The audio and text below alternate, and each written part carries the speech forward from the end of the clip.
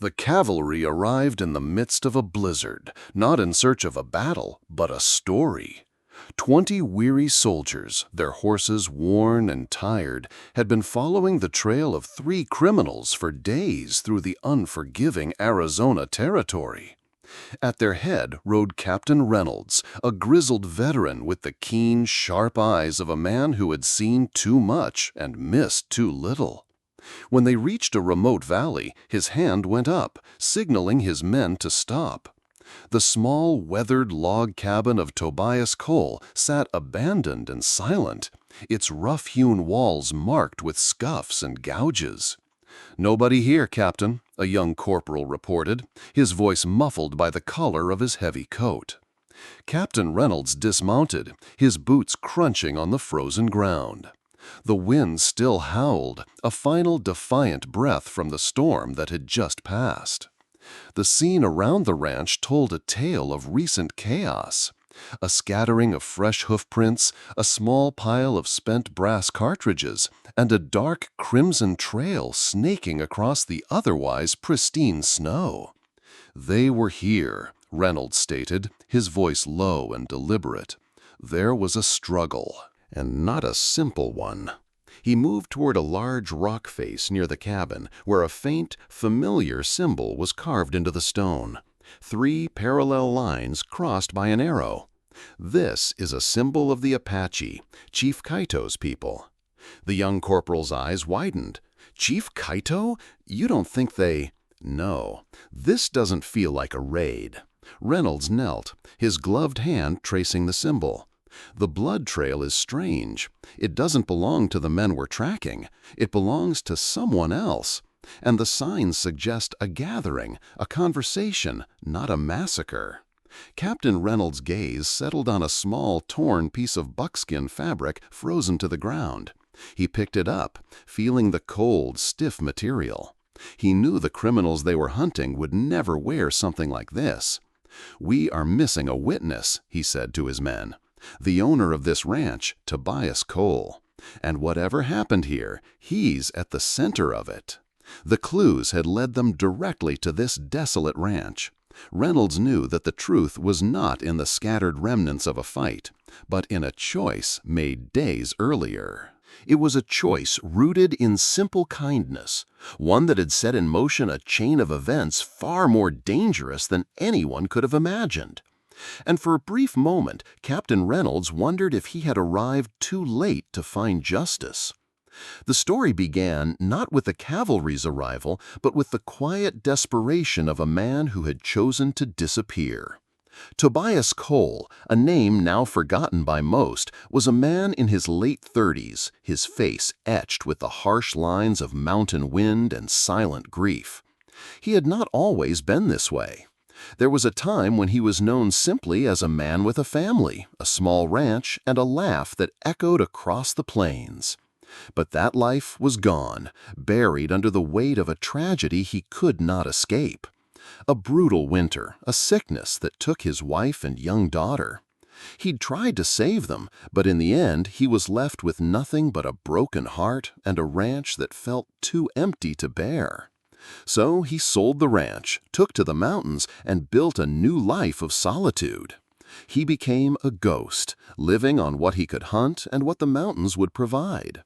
The loneliness was a choice, a penance he believed he deserved for failing to protect the ones he loved. It was a cold, hard life, but it was his.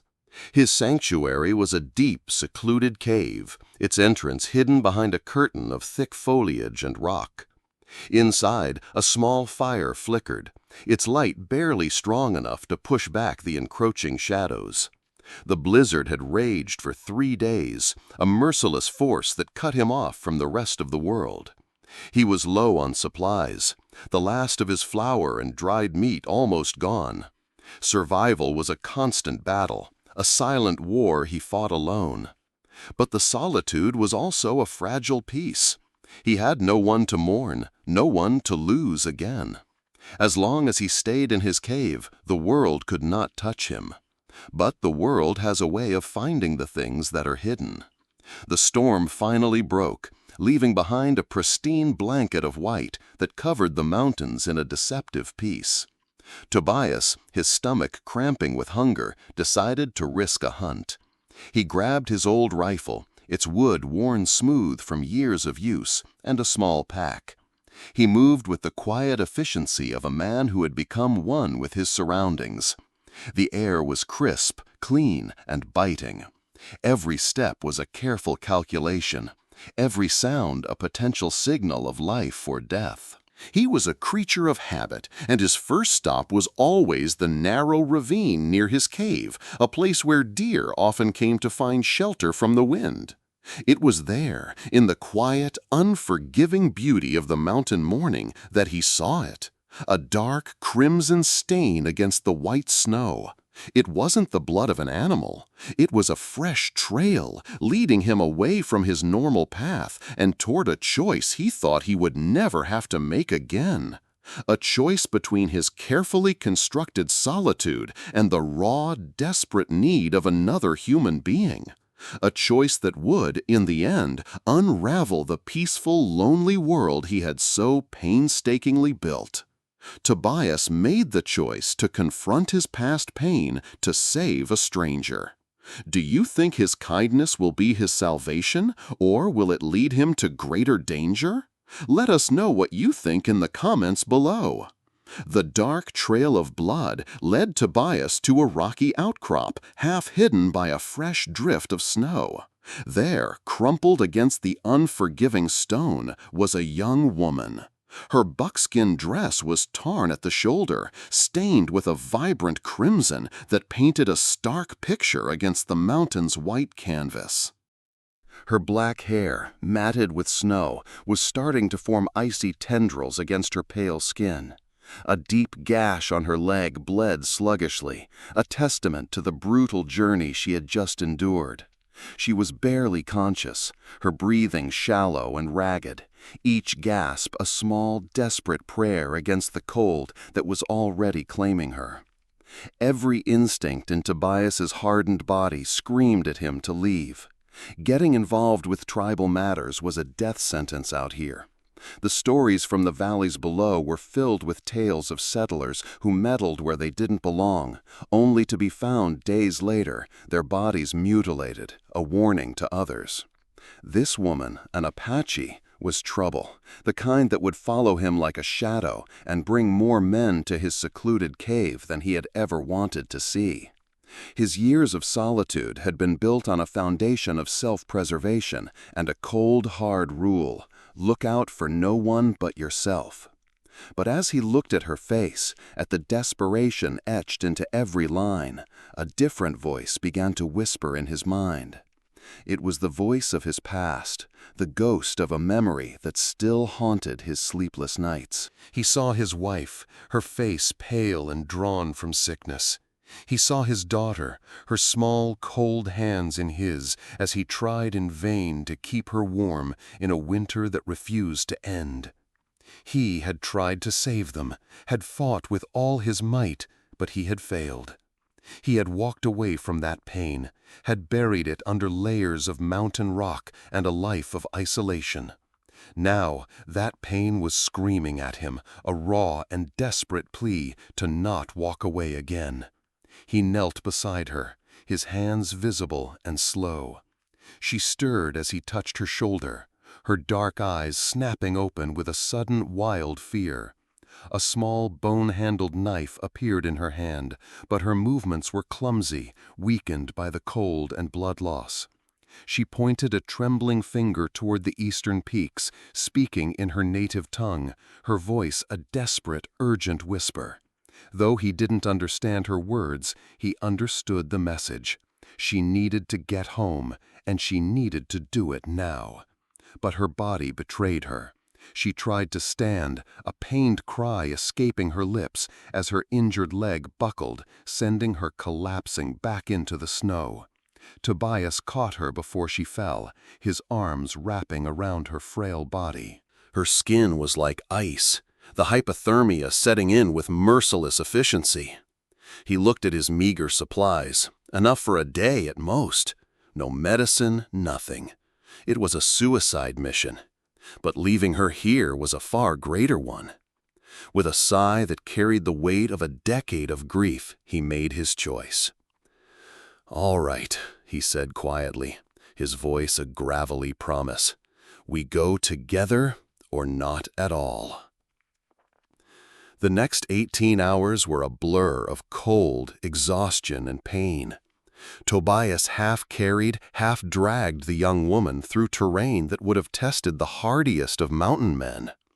The snow was deep and unforgiving, and the wind, though no longer a blizzard, still whipped through the canyons with a biting ferocity. He moved with the slow, deliberate pace of a man who knew the mountain's every deception, every hidden crevice and treacherous slope. But with Leela's weight in his arms, his movements were clumsy, and his strength waned with every step. Her body was a dead weight against his, her breathing a fragile, barely there sound against his chest. He had wrapped his own meager coat around her, leaving himself exposed to the killing cold. The chill cut through his worn shirt, turning his skin numb and his muscles to fire. His stomach, empty for days, screamed in protest, but the screams were drowned out by a deeper, more primal voice in his head. The voice of a man who was fighting for something other than just his own survival. This journey was more than a trek, it was a penance. With every step, he was climbing away from the past he had so desperately tried to bury. A past filled with the frozen hands of his lost daughter and the last gasping breath of his wife. He was no longer just Tobias the loner rancher. He was a man with a purpose, a man with a burden he chose to carry. Lila drifted in and out of consciousness, her head lolling against his shoulder. When she was awake, her dark eyes, clouded with pain and fever, would stare at him, a flicker of fear and confusion in their depths. Sometimes she would mumble words in her native tongue, rapid and low, like desperate prayers or warnings he couldn't understand but felt in his bones. He was a stranger to her, a man of a different world, and yet she was entirely at his mercy. Her trust, though born of pure desperation, was a fragile, silent thing that rested heavily in his arms. He stopped only when he could no longer take another step, finding brief shelter behind a jagged rock face to rest his aching muscles. He gave her the last of his water, a single, precious gulp that seemed to revive her slightly. She looked at him with an intensity that pierced through her delirium, her hand reaching out to touch the side of his face. He felt the cold shock of her touch, but he didn't flinch. She was no longer an enemy, no longer a symbol of trouble. She was just a person, a life he was fighting to save. As the sun began to set, painting the western peaks in shades of orange and crimson, they finally reached the edge of what he knew to be tribal lands. The air seemed to hold a different kind of silence here, a sacred hush that belonged to the earth itself. The sight of a small, smoke-filled valley in the distance filled him with a mix of relief and dread. Relief that their journey was almost over, and dread that he was about to step into a world of a conflict he wanted no part of. The path ahead was treacherous, a narrow, winding trail that only a native would know. But he had done all he could. The rest was up to her. They finally reached the edge of the deep forest that marked the boundary of the Apache lands. Leela, her eyes now clear and focused, pushed herself upright, a low moan of pain escaping her lips as she put weight on her injured leg. She managed a few unsteady steps, but she was standing, and that was enough. The journey was over for them both. The quiet, desolate beauty of the land was a stark contrast to the brutal cold they had just endured. A silent truce had been called between the mountains and the people who called them home, and Tobias felt a sense of relief wash over him. He had fulfilled his purpose. She turned to face him, her expression a mix of gratitude and something he couldn't quite place. She spoke a few words in her language, a low, melodic sound that held no malice, only a soft kind of thanks. Then she reached for a small leather pouch at her waist. With a hand that trembled slightly, she pulled out a small, intricately carved stone. The rock was polished black, its surface etched with symbols he had never seen before. It felt cool and smooth to the touch. She pressed it into his palm, her dark eyes holding his with an intensity that seemed to pierce through his very soul. The gesture was more than a gift. It was a promise, a silent understanding that passed between two people from different worlds. She was no longer a stranger, but a life he had saved. Without another word, she turned and disappeared into the thick foliage, a ghost vanishing into the morning mist. Tobias stood there for a long moment, the stone warm in his palm, a tangible reminder of the impossible journey he had just completed. He was alone again, just as he had always been, but he was changed. The cold, empty space in his heart, the one he had tried to fill with solitude, felt a little less so. He felt a sense of quiet triumph, a small victory against the ghosts of his past. He turned and began the long trek back to his cave, the carved stone a heavy weight in his hand, a burden he was proud to carry. But as he approached his shelter, the feeling of triumph slowly turned to a cold dread. The air around his cave felt different, charged with a tension that was not his own. His sanctuary, his fortress against the world, had been violated. A curtain of fresh snow had fallen, but it couldn't hide the dozens of hoof prints that surrounded his entrance. They were not his horses, nor were they the tracks of any animal he knew. He saw a symbol carved into a tree beside his cave entrance, 3 parallel lines crossed by an arrow. It was a brand he had never seen, but he knew with a certainty that chilled him to the bone that it was a sign of ownership, a warning. His heart hammered against his ribs as he circled his cave 3 times, his hand instinctively gripping the rusty knife at his belt. He was no longer just a hermit living a life of solitude. He was a witness to something he didn't understand, a player in a game he didn't know the rules of. And he had a terrible feeling that the game was just about to begin. The silence around the cave was a heavy blanket, thicker and more terrifying than the cold wind that still whistled through the mountains.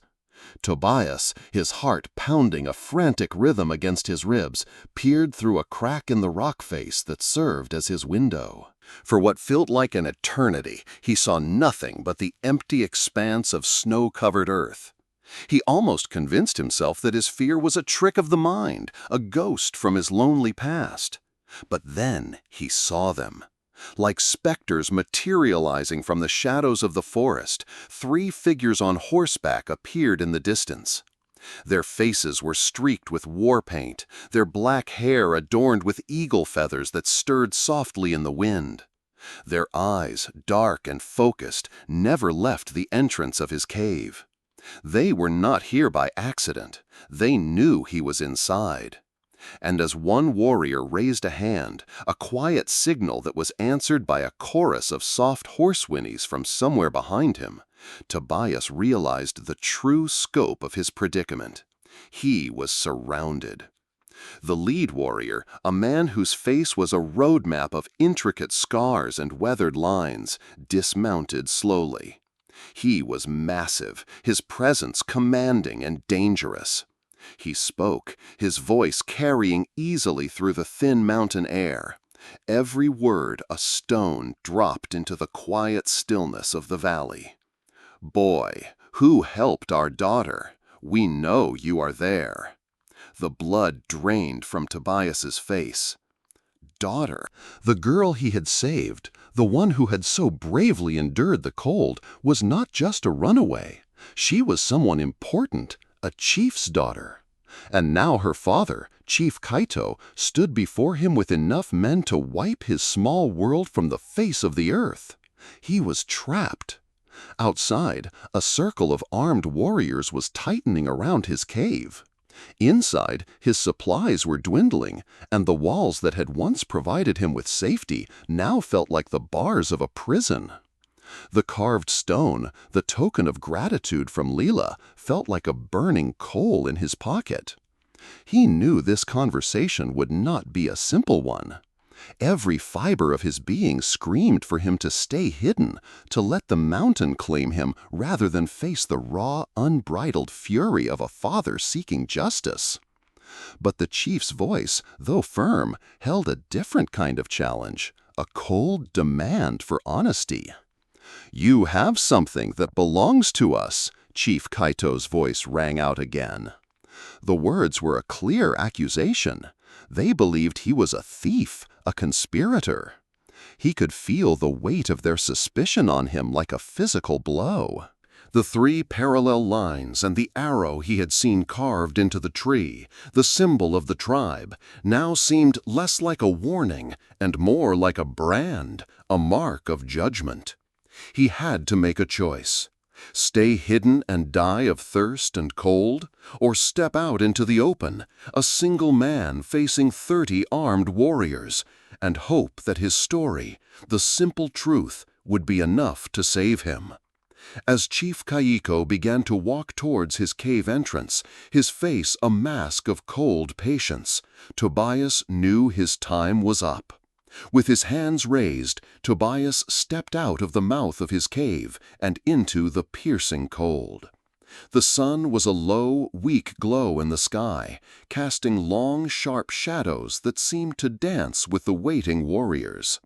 There were more than he had imagined, 30 men on horseback, a silent, menacing half-circle that had materialized from the landscape itself.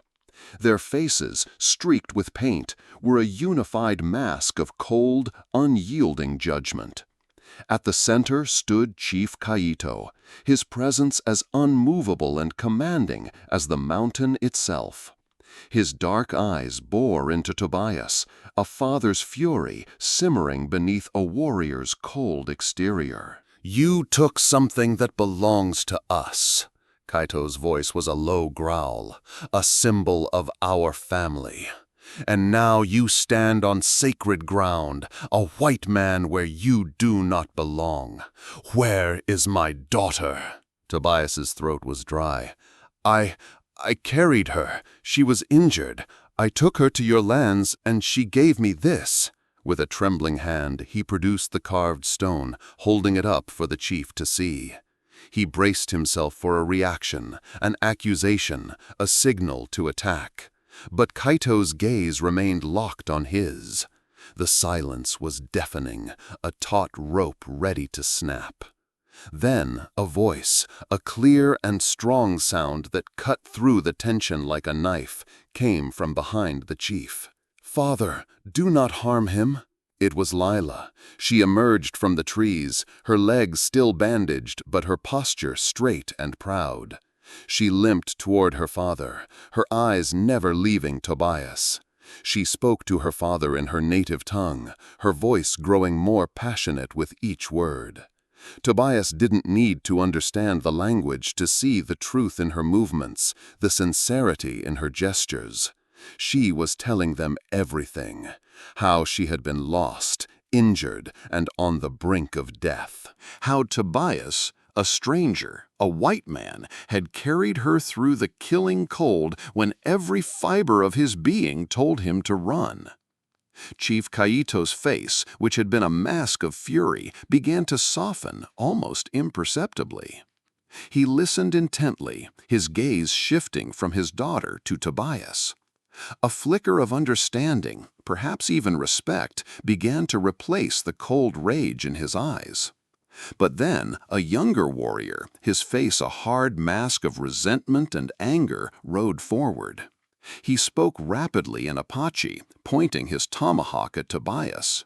His words were harsh, his tone full of contempt.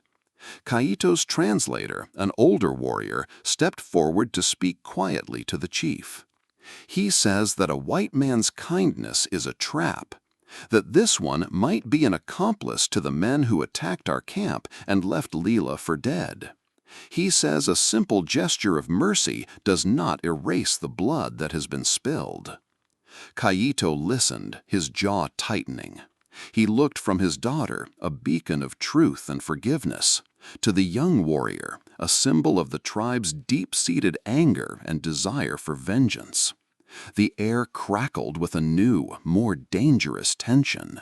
It was no longer a simple accusation, but a battle for the very soul of the tribe. Tobias, caught in the middle of this silent war, knew that his life now hung in the balance, a pawn in a game he never asked to play. The argument was cut short by the sudden jarring sound of gunshots echoing through the valley below. They were sharp, rapid, and punctuated by the distant, terrified screams of men. The sound was like a physical blow, snapping the fragile tension of the standoff and replacing it with a new, more dangerous energy. The warriors, who a moment ago had been a silent, judgmental circle, now transformed into a fluid, deadly force. They mounted their horses with practiced speed, their hands moving instinctively to their weapons. But Chief Kaito remained still, his eyes still locked on Tobias. The choice he had been deliberating was no longer an option. "They are running," he said, his voice a low, gravelly rumble. "They are coming here." Tobias's heart hammered in his chest as he, too, realized the horrifying truth. The men who had attacked Lila's camp, the murderers Chief Kaito and his warriors were hunting, were now fleeing toward his cave. They had seen his tracks, knew of his shelter, and were now using it as their last stand. He was about to be caught in the middle of a massacre. Another volley of shots cracked through the air, closer this time, followed by the sight of 3 desperate figures scrambling up the rocky slope. They were the members of the Coyote's Fang Gang, led by Silas, their faces a mask of fear and madness. They moved with a wild, frantic energy, their clothes torn and their bodies bruised from their panicked climb. They were men with nothing left to lose, and that made them the most dangerous kind of animals. The leader, Silas, saw the cave entrance and pointed, shouting something to his companions. They were coming for the one thing Tobias had left, his home. "They cannot reach the cave," Chief Kaito said grimly, his hand tightening on his tomahawk. "If they take position there, we must dig them out. Many will die." But as the criminals burst through the tree line and raced toward him, Tobias saw something that made his stomach drop. One of the fleeing men was carrying a rifle, a distinctive brass-fitted weapon that shimmered in the weak sunlight. Tobias knew that rifle. He had seen it in town, carried by a man whose face was on a missing poster that had been plastered on the saloon door. That rifle belonged to Marshal Hayes, the territorial lawman who had disappeared 2 weeks ago. These men weren't just thieves or claim jumpers, they were marshal killers. "Wait!" Tobias shouted, stepping directly into the path of the oncoming criminals, his hands raised. "Don't fire!" Chief Kaito paused, his eyes narrowing in confusion. His warriors, hidden behind the rocks, held their positions. The criminals were just seconds away, their rifles raised, their eyes wild with desperation. "Get out of the way, boy!" Silas snarled, his finger on the trigger. He wasn't bluffing. But Tobias had a terrible feeling that if a single shot was fired, if a single drop of blood was spilled, it wouldn't just be the death of these criminals. It would be the death of peace, the beginning of a war that would engulf the entire territory. And he knew, with a certainty that chilled him to the bone, that the marshal's rifle was the key to saving them all. Can you guess what's about to happen? Leave your prediction in the comments. Like the video to motivate me to make the next videos. Tobias stood his ground, a single, solitary figure in the middle of a deadly game. The three criminals, their faces pale with panic, had halted their frantic scramble up the slope, their rifles pointed directly at his chest. Silas, the leader, snarled at him, "Get out of the way, boy, or I'll put you down right now." Behind the rocks, Chief Kayato's warriors were hidden, their bows and rifles aimed, a silent, unseen force waiting for the signal to strike. One wrong move, one wrong word from Tobias, and the mountain would erupt in a blaze of violence. But Tobias didn't move. He stood firm, his hands raised in a gesture of peace, his gaze fixed on the brass-fitted rifle in Silas's hand. "That rifle belongs to Marshal Hayes," Tobias said, his voice steady despite his racing heart. "He's been missing for 2 weeks. The same 2 weeks you and your friends have been running. Now tell me, is his blood still on your clothes?" The words hit the criminals like a physical blow. Their wild, desperate eyes darted between Tobias and the silent, empty rocks behind him. Silas's rifle wavered slightly. He had expected a frightened loner, a boy he could easily intimidate, not a man who knew his secrets. "How do you know that?" he hissed, his voice full of a new, more dangerous kind of fear. "Because I'm trying to keep you alive, which is more than you deserve after what you did to the marshal." Tobias's voice remained calm, a stark contrast to the chaos unfolding around him. He then turned his gaze toward the hidden rocks where the Apache warriors were waiting, a silent plea for time. Chief Kaito, hidden from view, saw the subtle gesture and understood. He gave a quiet command to his warriors, and the taut bowstrings remained unreleased. Tobias turned back to the criminals, who were now standing in a terrified huddle.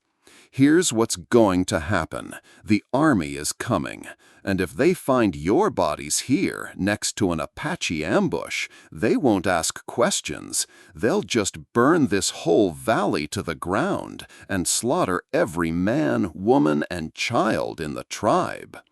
The realization of the bigger picture, the larger war they were about to start, hit the criminals hard. They had been so focused on their own survival that they hadn't considered the consequences of their actions. "You have a choice," Tobias continued, his voice rising in authority. "You can put down your weapons and surrender to tribal justice.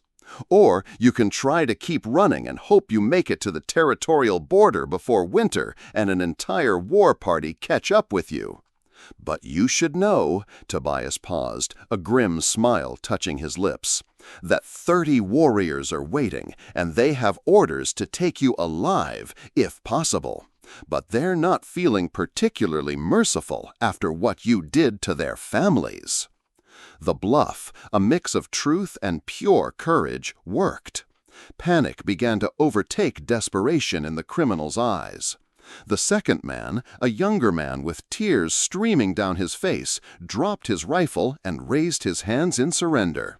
"I surrender," he sobbed. But Silas wasn't finished. With nothing left to lose, he raised his rifle and pointed it directly at Tobias. The standoff was over. The standoff ended in a heartbeat. Silas, his face a mask of pure madness, his last remaining companion having just surrendered, swung his rifle toward Tobias. "If I'm dying today, you're coming with me!" he shrieked, his finger tightening on the trigger. The shot echoed across the mountains, a sharp, violent punctuation to the silence that had held them all captive. But Tobias never felt the bullet. Before Silas could fire, a tomahawk, a blur of polished steel and rawhide, found its mark. The criminal leader crumpled to the ground before his finger could fully squeeze the trigger, his final desperate act having been thwarted. Chief Kaito emerged from behind the rocks, his warriors flowing out of the landscape like mist rising from a river. In seconds, the threat was over. The 2 surviving criminals were bound with rawhide strips, their weapons gathered, their fate in the hands of the tribe they had so cruelly wronged. The other warriors began to search the bodies of the 3 men, their movements swift and efficient, the practiced motions of men who had seen far too much of this kind of violence. Tobias, his knees weak with a mixture of fear and relief, stood up, brushing the dirt from his clothes. He looked at Chief Kaito, who was watching him with an expression he had never seen before. It was a mix of quiet gratitude and deep respect. "You spoke well, brother," the chief said, using a tribal word that meant family by choice, not by blood. "Your words have prevented much bloodshed." But the sense of victory was short-lived. A gunshot, especially in the quiet stillness of the mountains, was a signal to anyone within miles that something had happened. The cavalry would be here soon. And when they arrived, they wouldn't find a group of criminals who had surrendered. They would find dead settlers in tribal territory, a scene that could easily be misinterpreted as an ambush. They would blame the Apache for the death of the marshal, for the death of these criminals, and for every other crime that could be hung around their necks. The gunshots, the very thing that had saved them from a massacre, was now a ticking clock, a harbinger of a new, far more dangerous conflict. Chief Kaito approached Tobias, his weathered face showing a new kind of worry. "How long before the soldiers come?" he asked, his dark eyes filled with the heavy weight of responsibility for his people. 3 days, maybe 4, Tobias replied, his mind racing, trying to calculate distances and army response times. "But when they get here, they'll see what they want to see. Dead white men and live natives. It won't matter what really happened. It'll start a war." The warriors, their anger still simmering, wanted to scalp the criminals and leave their bodies as a warning. Chief Kaito considered this, the ancient ways of his people warring with the wisdom he had gained from a lifetime of fighting and surviving. "That will start a war," Tobias said, his voice urgent. "A war that will kill more innocents than these criminals ever could." The 2 men, alone a rancher and an Apache chief, now stood united, faced with an impossible choice. How could they prevent a war when the evidence of a battle was all around them? The 2 men, alone a rancher and an Apache chief, stared at the unfolding disaster with grim determination. The young criminal, who had surrendered without a fight, was sobbing uncontrollably. "Please, don't scalp me," he cried, his voice trembling with terror. "I never killed nobody. I just ran when the shooting started." Chief Kaito's cold, unblinking eyes studied the crying man. "You ran with murderers," he said, his voice hard. "You took their blood money. You are guilty." But the criminal's terror, his desperate plea for mercy, sparked an idea in Tobias's mind. It was a long shot, a plan so risky it bordered on madness, but it was the only way out. "What if," Tobias began, his voice low and urgent, "the soldiers never found bodies at all?" Chief Kaito's eyes narrowed. "Explain." "These men were running from something more than your war party," Tobias explained, gesturing toward the dead leader. "They had military dispatches, territorial maps. They killed a marshal and were running from something bigger. What if they just disappeared? Got lost in these mountains during the early winter storm? It happens every year. The army would search for a few days, but they'd eventually give up. Nature's got its own justice out here." The idea was a dangerous gamble, but it was also the only logical path to peace. Chief Kaito, however, was skeptical. "The army would still come looking," he pointed out, his voice heavy with a lifetime of broken promises. "They'd find my testimony instead of bodies," Tobias countered. "I'd tell them the truth. Criminals came through, got caught in an early blizzard, probably died somewhere in the deep ravines. It's a good story. It's a story they will believe." "And these two," Chief Kaito asked, nodding toward the bound men, "they come with us. Your people need witnesses who can confirm that the tribe acted in self-defense, not aggression. When the time comes, they'll tell the truth about who started the killing." The young criminal, his face streaked with tears and dirt, nodded frantically. "Yes, I'll tell them everything. How Silas shot the marshal when he wouldn't take our bribe. I'll swear to it." But Chief Kaito's expression remained unconvinced. A white man's word means nothing when spoken against white soldiers. "Maybe," Tobias admitted, "but it's better than starting a war over dead criminals." A scout, a young warrior who had been watching the Eastern Trail, rode up to Chief Kaito, speaking rapidly in his native tongue. Kaito's face darkened as he listened. "What is it?" Tobias asked.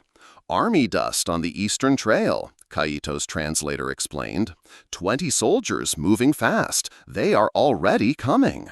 The words hit Tobias like a physical blow. They had hours, not days. The time for deliberation was over. Whatever plan they chose had to happen now, before the cavalry arrived and found the evidence of the confrontation. Chief Kaito looked from the bodies to his warriors, then back to Tobias. The weight of his people's future pressed down on him, a heavy, suffocating weight. But he had made his decision.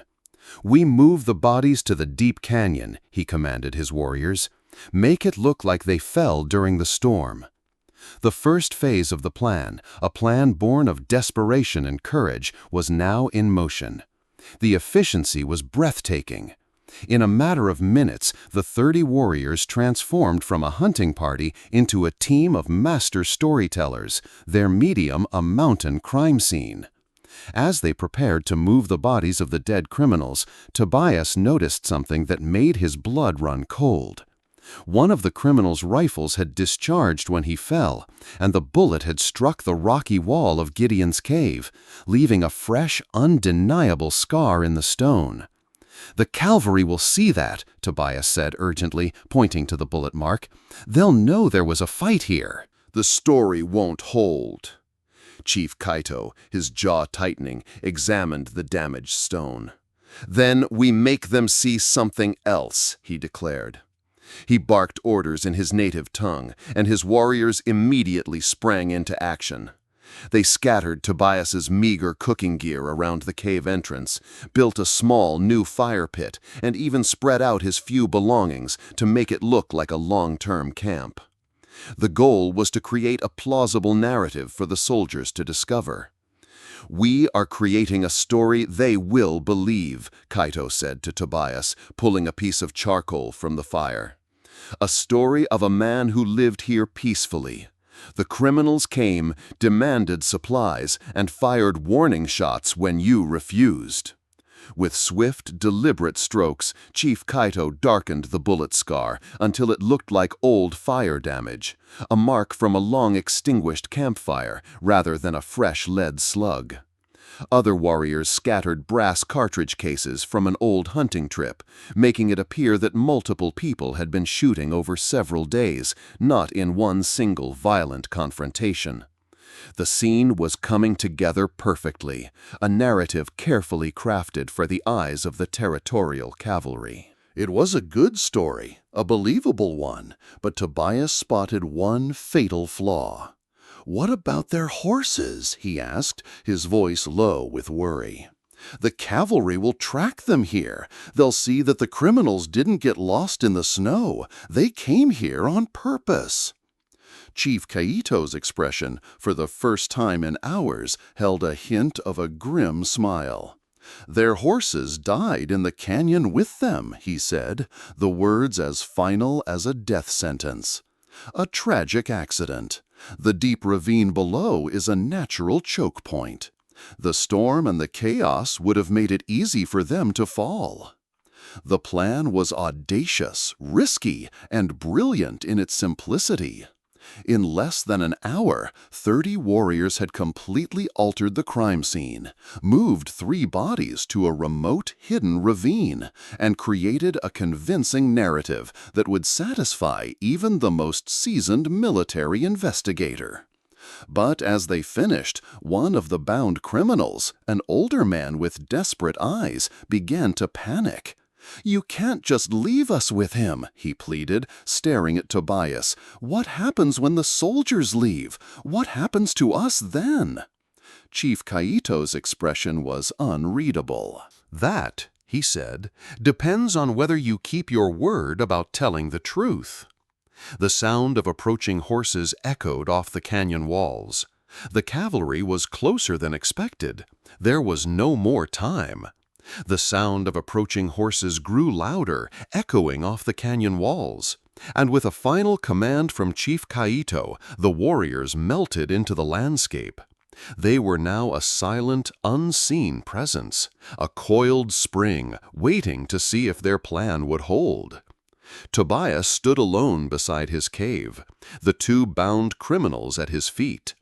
The carved stone, a symbol of a choice he had made, felt warm in his palm, a tangible reminder of the stakes. 20 cavalry soldiers crested the ridge, their blue uniforms stark against the winter landscape, their faces grim and determined. At their head rode Captain Reynolds, his gaze already scanning the scene for signs of the violence that had brought them here. The captain reined in his horse 10 feet away, his hand resting casually on his sidearm. "Son, I'm Captain Reynolds, Territorial Cavalry. We're tracking 3 men who killed a federal marshal and attacked a military convoy." "Have you seen them?" Tobias met Captain Reynolds' gaze steadily, his voice calm and clear. "I saw them, Captain. 3 men, desperate and dangerous. They came through here 2 days ago, demanding supplies and shelter." He gestured toward his cave, his face a mask of practiced neutrality. "I refused to help criminals, told them to move on. That's when the shooting started." Tobias pointed to the darkened scar on the cave wall, the one Chief Kaito had so meticulously disguised. "Warning shots, trying to scare me into cooperation. When that didn't work, they took what little food I had and headed into the high country." Captain Reynolds dismounted, his experienced eyes taking in every detail of the camp. The scattered cooking gear, the old campfire, the brass casings. Everything supported Tobias's story perfectly. "These the men who were with them?" the captain asked, nodding toward the bound criminals. "No, sir. These 2 showed up yesterday, half frozen and starving. Said they'd been traveling with the gang, but got separated during a snowstorm in the deep canyon." The older prisoner, desperate and terrified, nodded frantically. "That's right. Silas, our leader. He shot Marshal Hayes when he wouldn't take our bribe. Me and Billy here, we just ran when the killing started. We never wanted anybody to die." The younger criminal, Billy, was sobbing uncontrollably. "When the shooting started in that canyon, we just kept running. We haven't seen our partners since." Captain Reynolds studied their faces carefully, reading the desperation and truth in equal measure. "You're saying your partners are still out there?" "If they're still alive," Billy whispered, his voice cracking with fear. "That canyon's a death trap in winter. Nobody could survive up there without proper gear." The captain walked to the edge of the rocky outcrop and stared into the vast wilderness beyond. Miles of treacherous terrain, hidden ravines, and early winter storms that could bury men without a trace. "We'll search the area," he decided. "But if they went into the deep country during that storm," he shrugged, "nature's got its own justice out here." He then turned to Tobias, his expression thoughtful. "Son, you did the right thing, refusing to help those killers. Took courage." The first phase of the plan had worked. As the cavalry prepared to leave with their prisoners, Captain Reynolds paused. He looked at Tobias, a young man who had risked everything, with a newfound respect. "You planning to winter up here alone?" he asked. The question hung in the cold air, a stark reminder of the isolation Tobias had chosen. Tobias looked toward the hidden rocks where he knew Chief Kaito's warriors waited, a silent, unseen alliance he had forged in the crucible of a crisis. "Actually, Captain," he replied, his voice calm and steady, "I've been offered a place with some local friends, good people who know these mountains better than anyone." A small, genuine smile touched the captain's lips. Smart choice. These peaks aren't forgiving to men without allies. With a final nod of respect, Captain Reynolds mounted his horse, and with a jingle of spurs and the clatter of hooves, led his men and the two prisoners down the mountain trail. The sound of their departure slowly faded, leaving behind a silence that felt different from before.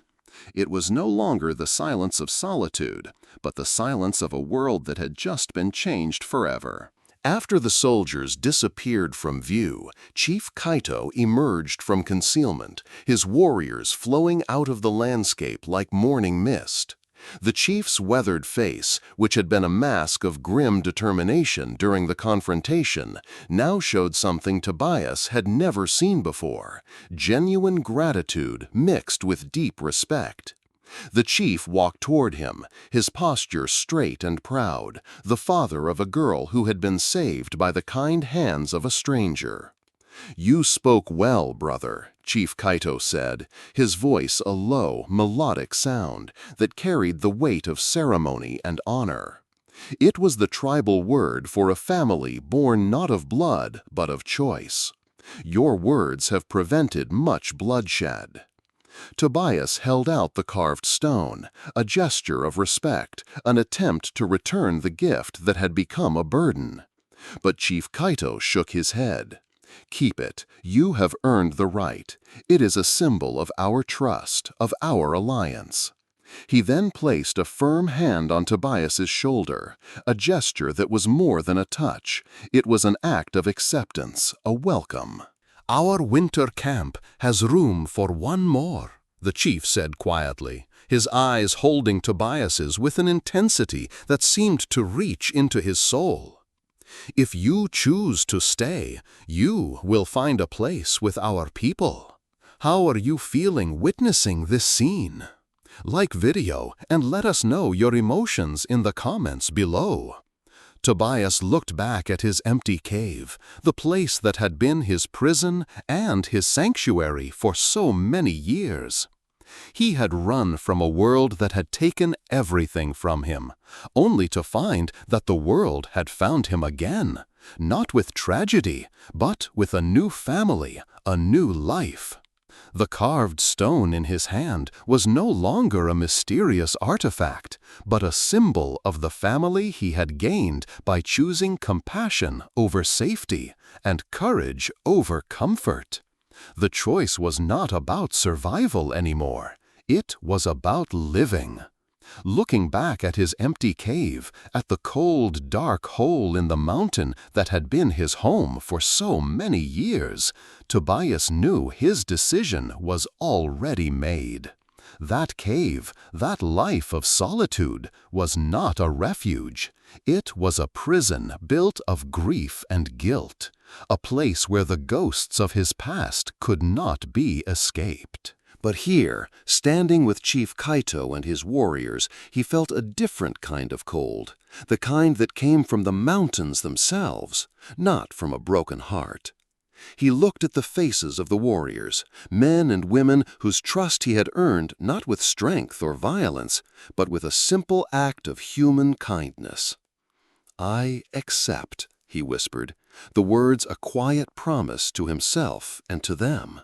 The chief nodded once, a gesture that held the weight of a sacred ceremony.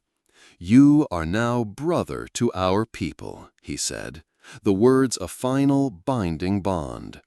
The warriors, once a menacing circle of judgment, now approached him one by one. They didn't shake his hand in the white man's fashion. Instead, they placed a hand on his shoulder or his arm, a silent recognition of kinship that transcended language and culture. They saw him not as a lonely rancher, not as an enemy, but as one of their own, A man who had chosen courage over fear, compassion over safety. That evening, as the first flakes of snow began to fall on the high peaks, Tobias sat beside a warm fire in the tribal camp. The flickering flames cast dancing shadows on the faces of the Apache people, faces that were once symbols of fear, but were now a source of warmth and comfort.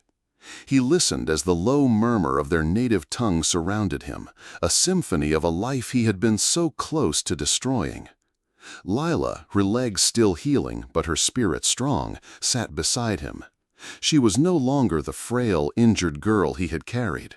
She was a storyteller, a translator, a young woman who had just saved an entire tribe. She told him stories of courage, of honor, of a people who had survived by living in harmony with the unforgiving mountains. She spoke of her father, of a leader who chose wisdom over vengeance, and of a time when peace between the settlers and the tribes was not just a dream, but a living, breathing reality. The carved stone, no longer a mysterious artifact, rested in Tobias's palm.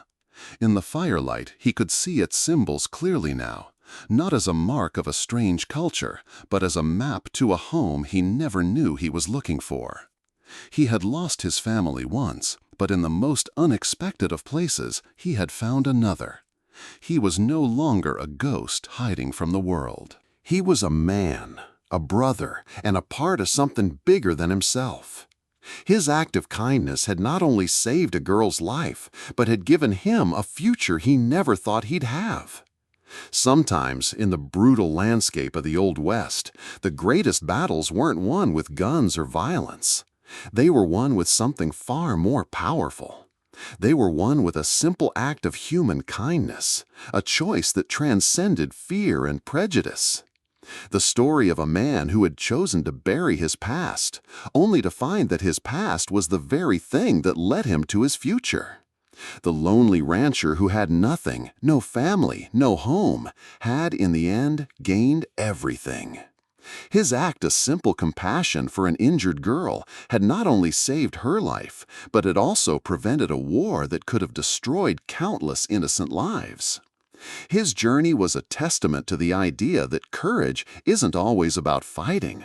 Sometimes it's about knowing when to lend a hand to a stranger, when to stand up for what's right, and when to speak the truth even when the world wants to hear a lie. He had risked his life, not for glory or a reward, but for the fundamental principle of humanity. And in doing so, he had found something far more valuable than gold or land. He had found a family. He had found a purpose. He had found peace. His story is a reminder that in a world full of hatred and fear, simple human decency can still work miracles. That the hardest choice isn't between right and wrong, but between staying safe and staying human. And sometimes, when the choice matters most, being human is the only thing that really counts. Thank you for listening to this unforgettable tale. If you enjoyed this story, please let us know in the comments. Your support is what allows us to keep bringing you these incredible stories of courage, conflict, and unexpected heroes. Don't forget to subscribe to our channel and click the video on your screen now to hear another story that will stay with you long after the credits roll.